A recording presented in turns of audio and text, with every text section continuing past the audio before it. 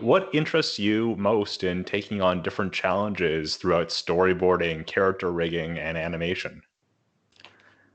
Well, I always interested in filmmaking as a whole, and there's a lot of different aspects of filmmaking. So, if I can use my jobs to teach me all those things, why not? So, and if I can, if they allow me to, that's why I took every opportunity to do different things like storyboarding, character design, rigging, animation. Yeah. So I know that the rig that you built that we're showing today was designed specifically to be shared. What made you want to pursue this project? I had some time on my hand, and yeah, like throughout the years, I did like a YouTube series on like how to rig a character like a long time ago. But the technique this was before I actually had chance to rig professionally, so the technique was very old. But a lot of students did come to me throughout the years and tell me how helpful that was to them. So I really wanted to do an update version of it. And it's been about a bit over a year since I rigged, so I did want to do some refresher, so it was a good opportunity for me to make this character, and I know it wasn't gonna be perfect, so I just wanted to make it for free for everyone to just take a look, and yeah, like learn from it if they can, and if not, just play around with what I made here. Yeah. So while we were setting up, you went through a number of poses that you created for this character. I was wondering if you could show them to our audience, just to give them an idea of what this rig can do. So as I was rigging this character, I did stream a lot of it, and I did some like test animations to catch any. You do need to test your rig before you release it. So that's what I did, and it always gives you an insight to what needs to be changed or what is inefficient. And I especially love the movement on the hair as the poses are going through. That's fantastic. I love animating hair, and especially like in a rigged animation, like it's kind of a free to move, like for subtleties, like it's good at it, like good, because if you're gonna hand draw this, like you every subtle movement is gonna cost you something, like a time, but it's relatively free in the software, like a rigged animation, so I try to take advantage of it without being too distracting. Has your experience as a storyboard artist and an animator influenced the way that you design characters and rigs? Yeah, so every show has a different style. Um, it can be fluid or it can be very snappy. So those things will take into account how you design the rigs, because you don't want all that. If you've seen like shows like Tangled, for example, they use like a super rigs where the character is able to kind of rotate around. But but those are like heavy rigs, and you don't necessarily want those for like snappy shows, and it will just bog the computer down. So there's a good balance on depending on what the show needs. So yeah, that's what I had in mind when designing this, and I, it looks like there's a lot of deformers here, but it's pretty minimal.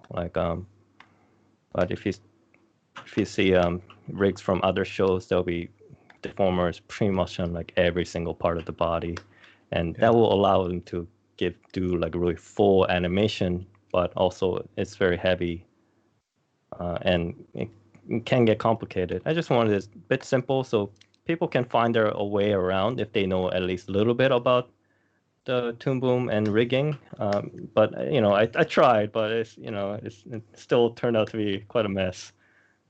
Yeah. So we're talking before about some of the examples of other artists animating with your rig. Do you want to show some of the examples so that people can see how people are using the rig that you've released very generously for free? Yeah, so I'll pull out 3 examples here. First one is by Eden Tim. Let's see.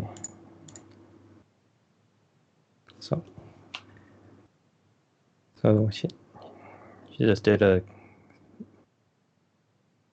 nice, like a snappy timing secondary. And the next one we have by Rafael Obaro. Let's see. Yeah, like a stream. You guys watching probably can't hear the audio, but just a nice acting piece. Yeah, we can drop links on Twitter to the examples afterwards.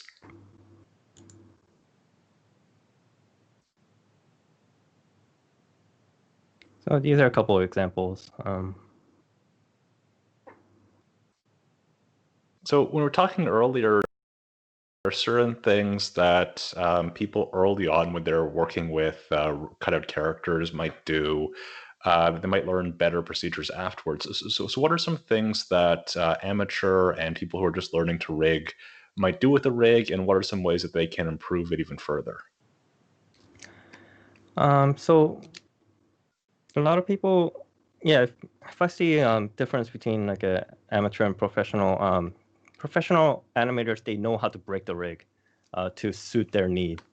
So if there's characters like pointing at something, like an amateur artist would just bend the joints and like have the character point. But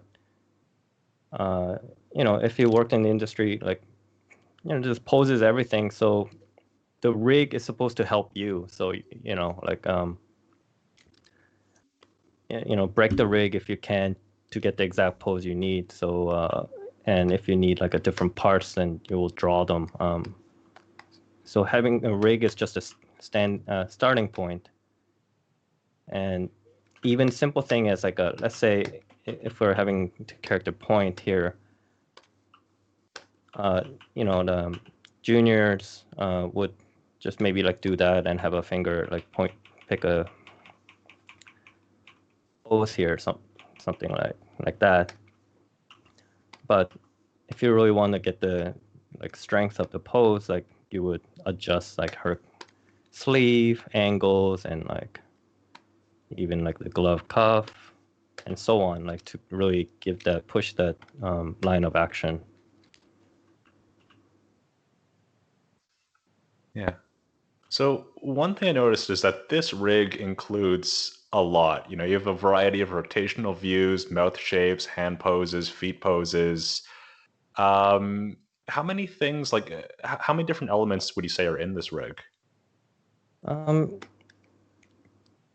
It does look like there's a lot, but this is like less than what you would get if you're working at a studio, a basic rig. I mean, maybe not less. It would be like this will be a standard. Any less than that, you won't be able to animate with. Right. So, basic things like I don't have the blink cycle, but like you have eyelid, like shutter kind of thing that you can get the eyelid poses. I have 3 sets of mouth chart. So 3/4 front happy mouth, 3/4 front sad mouth, front happy, front sad, and then profile, the profile mouth that like cuts into the jaw shape. So we have a happy and sad here. And one other reason why I say this is just a base, because you might like on a show you might have a happy, sad, and you have neutral mouth. So it would be like slightly less happy mouth. So that I did not include, but yeah. So most of the time you can get away with happy and sad, but some productions they have neutral. We have if you look at the bottom here with the feet, Now, one production I worked, it seems like they can generally get away with 4 feet positions, just a basic like walking.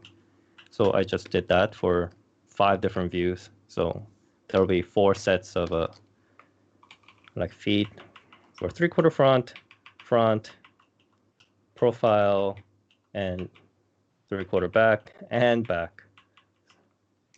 And then we have, I don't know, how many hands is this? Like about like 30 something hands.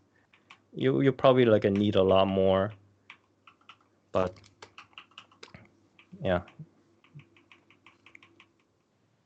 there's that. And yeah, so that's the big stuff. And then small stuff like even like the sleeve here, you can get a different angle that's pre-drawn. So you know, like I didn't use deformer for these. You might see some studios, they do use deformer on even this sort of thing. So there's pros and cons. Like if you have a deformer, it's great. The animator can get exactly what they want. But it does make the rig a bit heavier to work with. All right. Hey, we got a question in the chat from our very own Zabirdbrain, who's asking, what are some of the most challenging design elements to incorporate in a rig?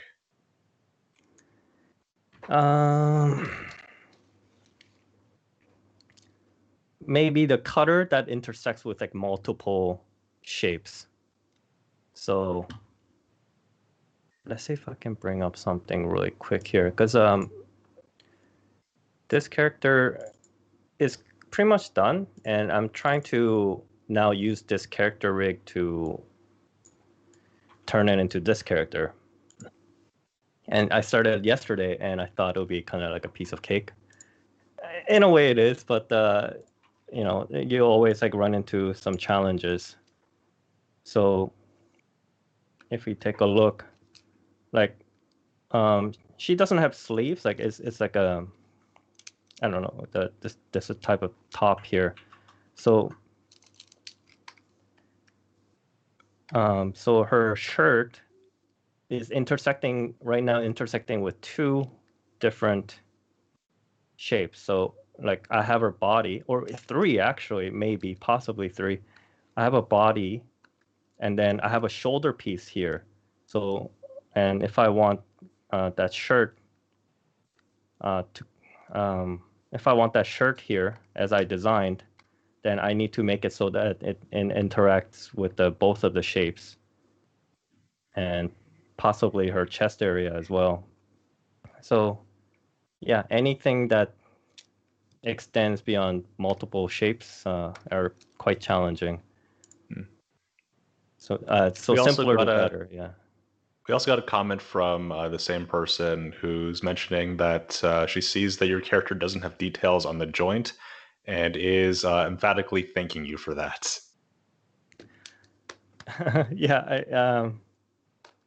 Yeah, any single thing takes time. So like even in my first like concept, you know, I just had like a basic like a knee, like even like this type of, if you can see here, just this type of design. But you know, every little thing takes time. And if you're animating, and if you have animated before, you know, just smaller detail, you might get, you know, revision on it. So you know, the less you have, the better, really. Yeah, I went with like a simplest design as possible. How long would you say this rig took you to make? About 30 hours. I did some test animations in between, but I think about 30 hours. But that's also a little bit difficult to say. Like when you say like how long did this like character rig take? Well, like the rigging itself maybe like 20, but you know, you also have to, if you're working from scratch, you have to work in the designing process as well, right? So not just the basic character concept, but also designing like all these feet shapes and designing all the hand shapes. Like yeah, about like 30 hours is probably good estimate. for this character. Yeah. I downloaded this character, I think, on Tuesday, and I found out that the version I downloaded is already out of date. So what are some of the changes that you've made since you first released this? Well, I wouldn't say out of date, but I just tweak a few things. So I just updated this last night, and in the old one, I just had an invisible a grabber for the eyelid, but that's not really obvious to everybody. It might be obvious to that one studio I work with because that's the way they did it. And I like that because you don't see these a clown face makeup on an OpenGL view all the time. But it's not self-explanatory. So I added these blue dots or the eyelids, and obviously, and they don't render. So that's the one tweak I made on the previous version, and then another one is I added these secondary eyelids that act a little bit differently. So they cut into the eye outline. So if we can compare between these two here. So if you desire this sort of look, you can get it where you couldn't before. So that's the difference. Okay, Zebred Brain has asked again, chirp chirp, it's me again. What brought you to rigging? Were you just curious, a genius problem solver, or were you an animator in need of a good rig? I'm curious. I started as animator, but I mean, I just like to learn everything about what I'm doing. So if you're a Toon Boom animator, you do need a basic understanding of rig, but also, you would eventually want to make your own characters and animation, right? And you're definitely not going to pay someone thousands of dollars to create something for you. So, and But if someone wants to, what's your email address? if someone wants to, if someone wants to pay, I guess my professional email will be Kyu-bum. I'll write it down here. Kyu-bum Lee 85. Okay, just something to keep in mind. At gmail.com. Yeah. We were talking earlier too, and you were saying that a big thing that interested you because you're interested in filmmaking is also understanding all the different jobs that go into making an episode of animated TV possible. Yeah. Right. Sorry, what was the question? It wasn't really a question. It was just kind of a statement. We actually have a question about profile mounts. So do you have any tips for creating rigs with mounts in profile? Well, that also depends what your design and what you want to do with it is. On some shows, yeah. I'll just mention this. This isn't actually answering the question, but some shows you might see just they use a 3/4 mouth in this setup. But if you're actually talking about profile mouth, it also can have many different designs, right? But I went with there's no one right way to do it. Yeah, it's Depends just on whatever you want. So I went with this type of setup where it cuts into the face shape, and you have to adjust a little bit to get the exact pose you want. So so the question was if I have any tips. Yeah, any suggestions or guidance for people who want to create profile views of the rigs? I don't think there was any particular a quick tips or something that I could share other than other than like exact technique, but that will take hours to go through. It is really hard to like describe in words what you do visually a lot of the time is what I found. Where you can be like, oh yeah, I'll just do this, but then describing step by step what that would be is another challenge in itself. Yeah, because like rigging, if you do it enough, like some things that are so obvious to you that you forget to mention, but like so it's hard to talk to the general public because I don't know their skill level. So like even the terminology I have to use, if they're like starting out, then I have to explain what a term means or like how that affects like the other parts of the rig and so on. So yeah, that's why like I think it's difficult to make tutorial for rigging, especially like it's because it's not just visual. Like it's so many like underlying thought process and how that affects animation down the line, like a month from now or whatever. Like so you have to understand all that to make the proper rigs. What do you enjoy most about the craft of animation? I enjoy having the characters move. It's 2D feels like drawings shouldn't be able to move, but you put them next to each other, they can move, and especially on Toon Boom with this type of animation with the rig character, once you have it set up, like it doesn't cost too much to move them, so I enjoy this type of animation where like I don't have to go through the laborious process of cleaning up and coloring, and also compositing makes it really easy too. You can do it all in the software.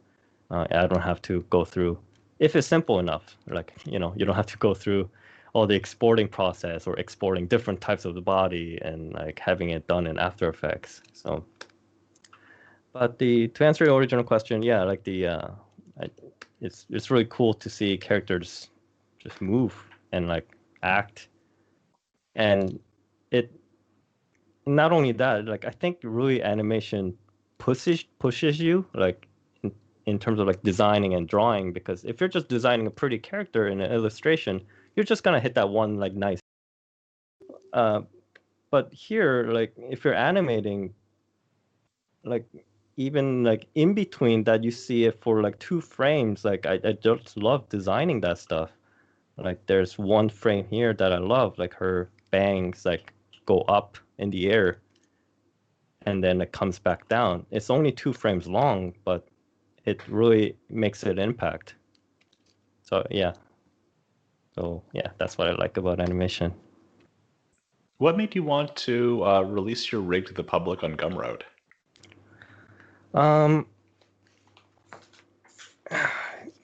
For free, because, well, I don't know. I don't believe in charging charging money for something that isn't perfect. And I know like I'm not the best rigger out there. I just happen to be one of the few wonderful riggers that produce some content. So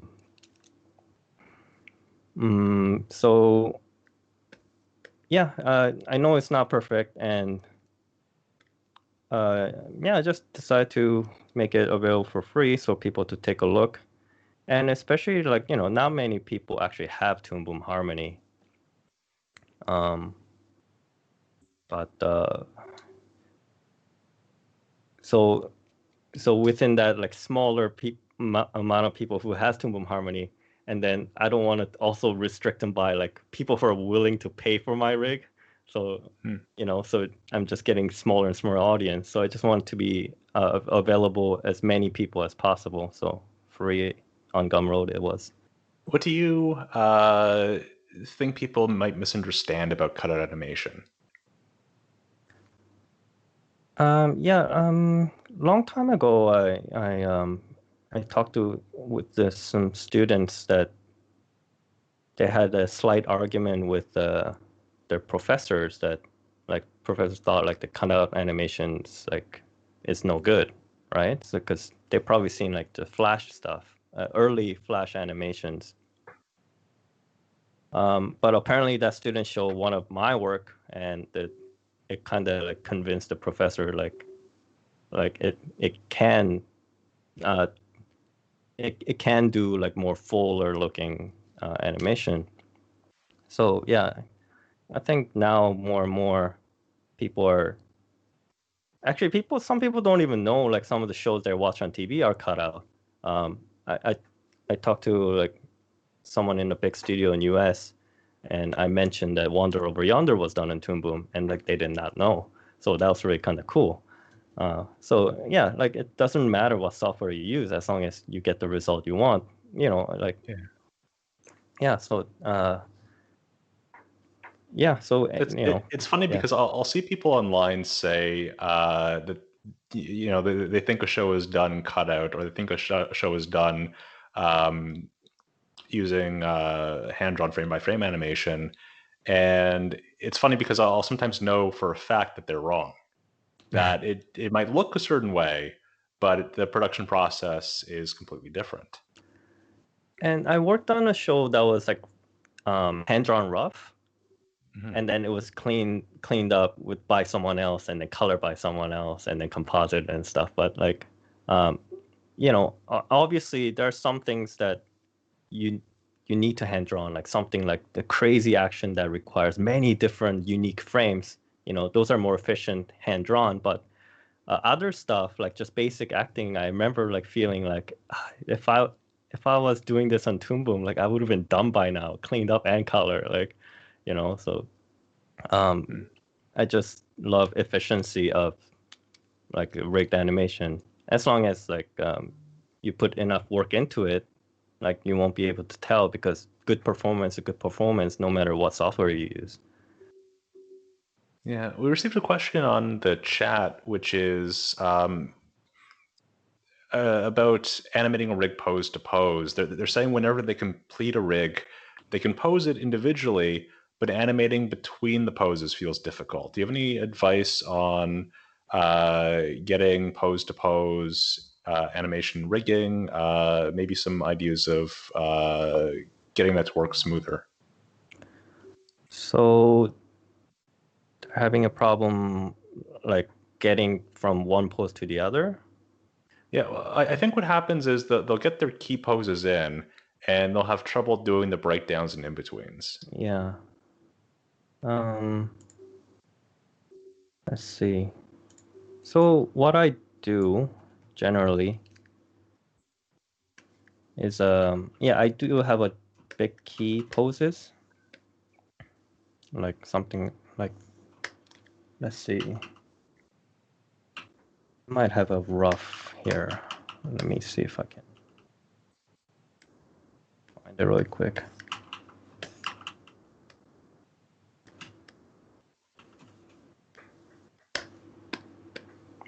Okay, so I do have, you can see my rough here. Okay. These are the rough I started with. So like, yeah, these are my key poses. So I only have like, she's getting surprised.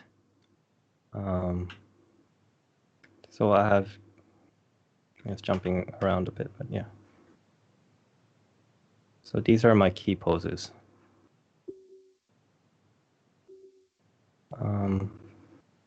But let's see what I did with the breakdown.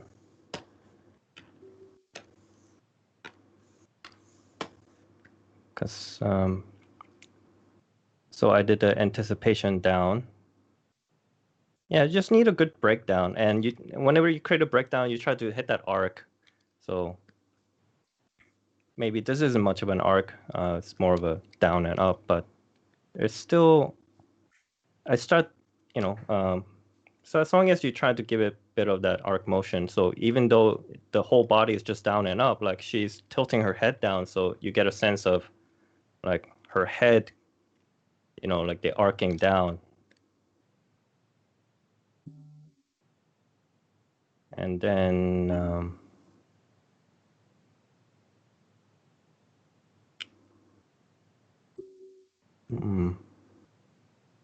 So this breakdown I added during animation. Like I didn't pose it out.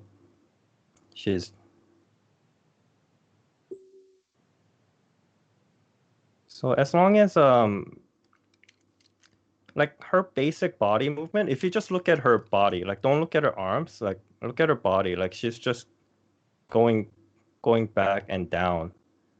It's fairly simple movement, but I'm distracting you with the arm.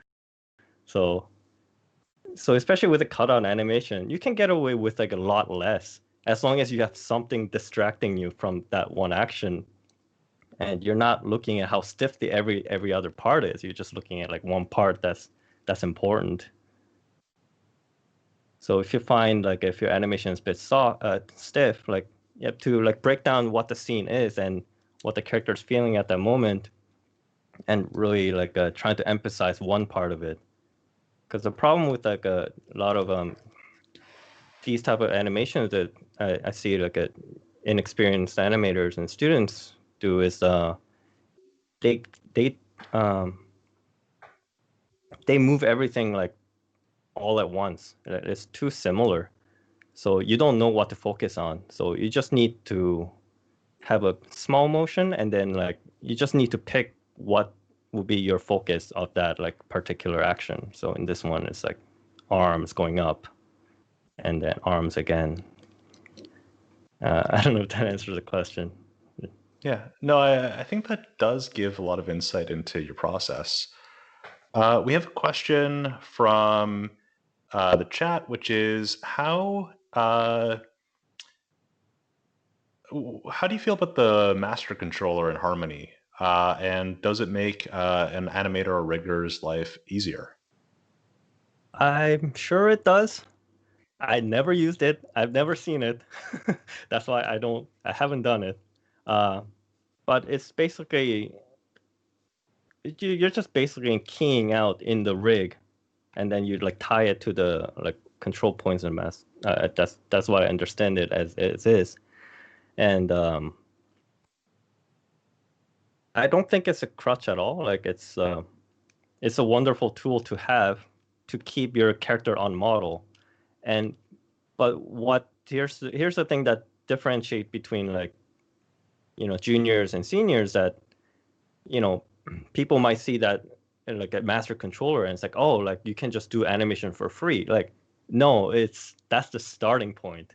Like you gotta like use the master controller, get to just of like the angle you want, and then craft the pose and the expression from there. Like it's not the end point. Like it's not free. Nothing's free. You gotta put in the acting and the work. We have another question in the chat, which is, do you have tips for creating a rigging portfolio? And what are the best ways to showcase your rigs? Showcasing the rig. I have no idea. I actually don't even know how I got my rigging job. I just got like a rigging job through like recommendation and that. But I guess the best way to showcase your rig without giving the rig to studios to look at, I guess you could make like a sizzle video of like this rotation and like how it tweens and stuff. But I personally don't find that very interesting. Because there's so many like videos that you see, it's just rig like rotating perfectly, and it is very impressive.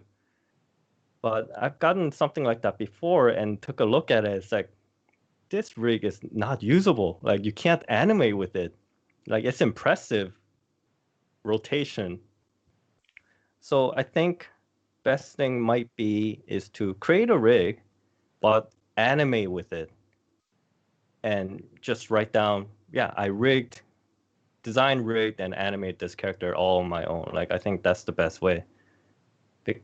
Because if you can showcase that, if the rig can hit these animation poses, and then that's the best way to show that it's animation worthy. Yeah. A turnaround's a turnaround, but if you can show your character acting, then that might impress people. because it's a good way to, it's a fun way to show that this rig has this many blinks or like this many hand gestures, if you can like just kind of show it in without boringly like lay it out in like an image format, you know. You're mentioning that you are adapting this rig into a different character. Is reusing assets something that happens often in productions? Yes. Yeah. Yep. Exactly.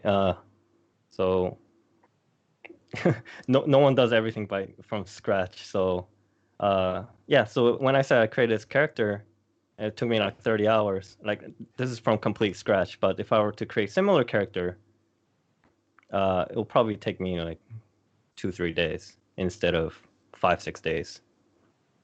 What does an average day for a rigging artist look like in a production? Let's see. So when you start a rig, you would have like a design from client, and you would break it down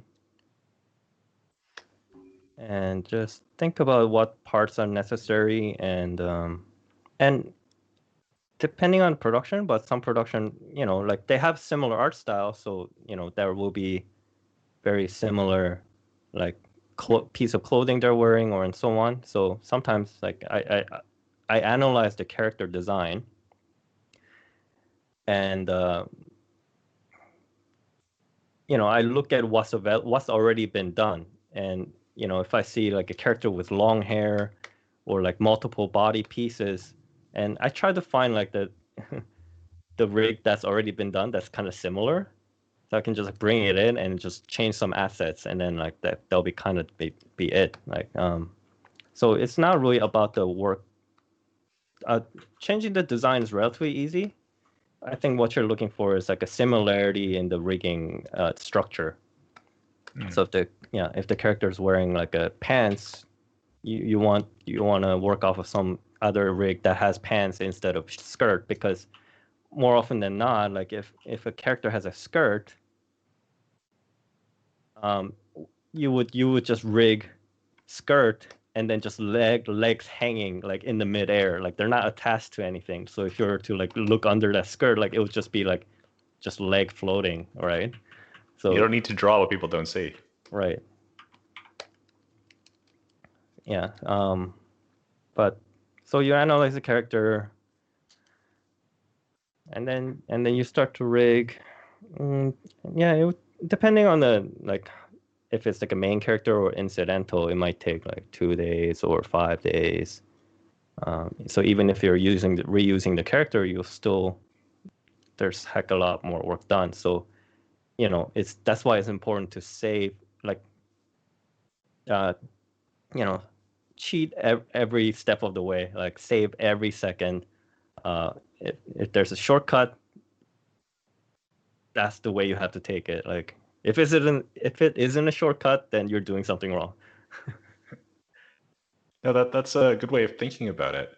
So you mentioned incidentals. That is a term that's used in the industry. Do you want to mention for our audience that might not be familiar with that term, what an incidental character is, and why you might not want to have a script or a storyboard that says hundreds of people cheer? What do you do? You run into that all the time. But incidentals, in the rigging perspective, they're usually fairly simple. Like and some incidentals may not even have like a working mouth chart or blink. Sometimes you should have them. But that's why it's important to have an art style that you can just carry it to the other characters. So you don't want every incident to have a unique mouth and hands. Those are the most time-consuming things, like feet positions, the hands, and the mouth. So if you're designing incidental, make sure that's just the same as other characters, so we can just like pop in this like mouth, and you're done. And if this character happens to be like extra skinny, you just need to like, you just need to like change some artwork here, but you can't get away with like you gotta reuse the mouth because this is like, well, what are we looking at? Like 25 times 3? There's like 70 mouths here. Like you can't do that for characters that's just in the background, right? Yeah. Has Although, yeah. your approach to rigging changed over the past, I think you said 7 years? Um, I haven't been rigging that long, but my animation career's been about 10 years. But on and off, my approach to rigging hasn't changed all that much because I've been working in a very similar style of the show. But in between, get to work with like a different art direction, and you get to have some different techniques. So, for example, like I worked on Final Space Season 2, and they heavily use the shadow pass, right? So that's an extra challenge. So even though art style might not be too different, like the techniques you apply, you just need to learn some extra things. So you pick up some techniques from there. And then I worked on another show that's actually coming out now. I only worked on the pilot, but it's called like Eleanor Wonders Why, and that's very has a lot of textures. So I never worked with textures. So yeah. So you pick up some things here and there as well, and especially with the textures, you need, just to briefly go into the details of it, like you need to careful about where you put those textures. Like you don't, you try to minimize the textures meet another texture at a joint, because that's very obvious. And unless you're gonna do a mask over all the whole thing, like, which doesn't look good when the, I'm sure people have seen it before. Like if any character has a shirt or something, and if they do texture just on top of everything, the character arms are moving, but the textures don't go along with their animation. It's just sitting there, like like the window, like they're on a green screen or something. Anyways, so you just need to be, if you want the texture to go along with the limbs, you just have to be aware of where you put them. Yeah, no, definitely. I've heard that stripes and plaid and checkers and polka dots are all very fun things to add to a character to make your animators' lives interesting. Yeah, it's just, if you want it done correctly, you would need to like double your budget and schedule. Yeah. So the question is, how much do you want to have a striped shirt? Right, or if the client is okay with like a character pretty much green screened with a pattern on their shirt. Yeah. That's an economical way of doing it too. How did you first learn about Toon Boom Harmony and or other tools? So very first time I used Toon Boom Harmony was my third year Sheridan co-op. I went to Mercury Filmworks in Ottawa. So I used at the time they used Toon Boom Harmony version 9. Pre-deformer. Now, like, if anyone used Harmony, like, Deformer and Node View are the best Toon Boom has to offer. But yeah, I got to work on the Toon Boom Harmony pre-deformer, so it was.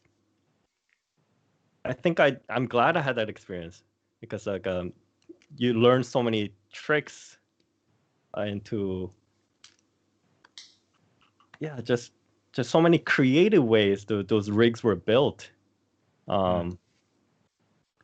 So So even like if you look at the sleeve, for example, like, I mean, there's no deformer here, but like sometimes you might see, like if this was deformer, you know, you can bend the shape however you want, but you know, the studio, you know, they would have like some shapes like this, you know, like this like S curve. That's just, instead of like flipping through different arcs, like you just have this S shape, and then you can just like boom, you have it, you know. It's a really fast way of working around not having deformers.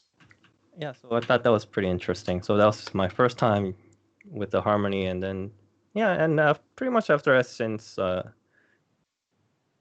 been in Canada, so and I've been most of the time been on a show that uses Harmony. Other than, yeah, I use Flash a little bit here and there, but I always miss Harmony because Harmony's a bit more powerful. When you watch TV now and you're watching 2D animation, does part of your brain think, "Oh, I know how this was made"? Yeah, I look at it all the time. Like, you've seen Hilda, right? Like when Hilda came Oh, that out, show's like great. it looked amazing, but I look at like all the texture lines. It's like, oh, I wonder how they solved that. Like you know, the joints, you know, like this part, right? If you can see, like where the arm meets the body and stuff like that. So I'm just like really curious, did they put that much like attention to detail in making that joint nice and like tapered? And then so stuff like that, I take a look. Yeah, so always like a behind the scenes stuff. I just like, not just animation, yeah, just in regarding rigging, I just like, yeah, love looking at that stuff. Is there anything that you learned about the animation industry that you didn't know when you were going into it? Were there any surprises along the way? To be honest, like I was fairly ignorant, so I didn't have too much information going in, and I just like took like I had no I had passion, but like no real direction. So I just took in everything. Like so I had no what do you call it? Like I didn't care if I was doing like puppet animation. Like I didn't see that as inferior to hand drawn, you know, like, so I just took in everything. And sorry, what was the question? Let me rephrase it. If you could go back in time and give yourself career advice, what would you tell yourself? Let's see. Don't burn bridges. That's my career advice. Without going into details, yeah, just be nice to everybody. Fair enough. So we're almost out of time. I'm going to take one more question from the chat. Give me 1 second.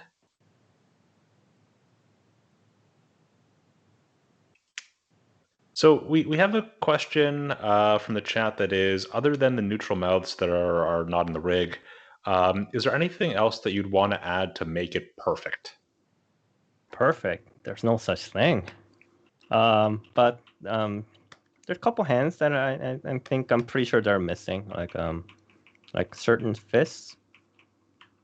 Like I do have a couple fists here, but like it doesn't cover all the angles, especially like the fists that are like coming towards the screen. I don't have that angle, but you know, at certain point, it's up to the animators to make that happen. Especially if you're just working on your own project. It's, you know, it's simple enough that you can just kind of take a look at what the structure is like. So in my case, there's a line art, color art, and then I have some underlay and overlay pieces. So you just take a look at it and you just draw your own. So this is why also like I prefer simpler rigs, so that animators can, even though they're not familiar with the rig exactly, they can just look at the basic pieces and then understand what goes where. if you make a very complicated rig with like a lot of color overrides separating different pieces of color and body, and like invisible controllers, it makes it very hard for animators to understand it. So this is I didn't use too many complex techniques, so this is what it is. And if anyone is lacking something, they can simply add it. Even like this eyelid here, just if you need something complex, just bam, like just add in your own deformers, and like you can just do whatever you want. And I'm going to sneak in one more question. Do you have any tips for beginners or resources that they should look into? So for people who are just wanting to enter into rigging, maybe they're animators before, maybe they're students, where should they start? In terms of rigging, Z-Bird Brain has a wonderful YouTube channel that you should check out. Also, Tracy Strong has a really good resource for rigging. So those two I highly recommend. And my channel too, but the stuff I have on my YouTube is very old, and I don't like to hear myself talk. So, just be careful watching my stuff. Let's see. So that's for rigging. Animation, I'm not sure, because like I don't seek these out because I kind of know them already. So yeah, for this type of animation, I'm not sure.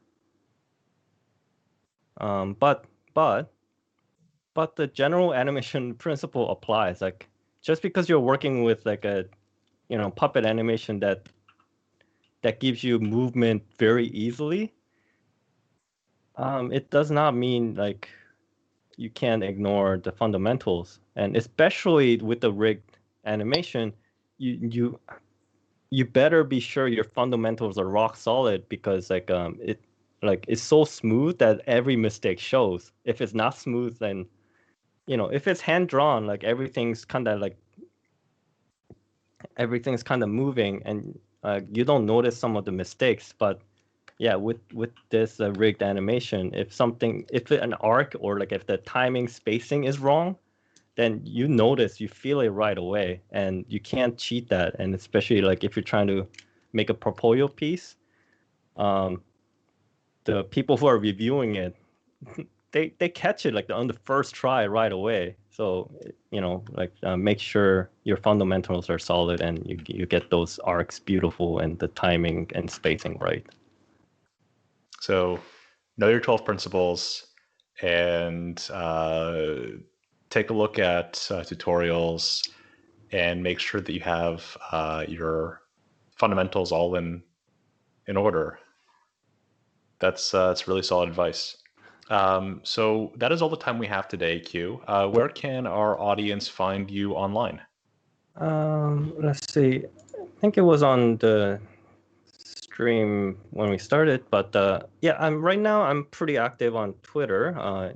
The handle is at I'll write it down because it's like my Twitter handle is at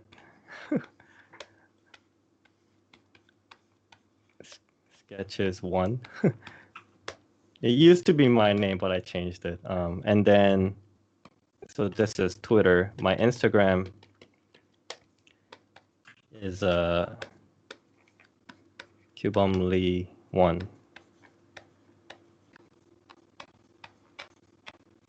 So those two are I'm most active. Instagram's not as updated, but yeah, my stuff's there. All right. Q, thank you so much for joining us today. For anyone who found this discussion interesting, you can download Q's rig on Gumroad, and you can also try Harmony Premium free for 21 days by visiting our website, toonboom.com. Next week, we'll have Joshua Pinker on the stream to talk about careers in animation, as well as his new book, Your Animated Journey. Until next time.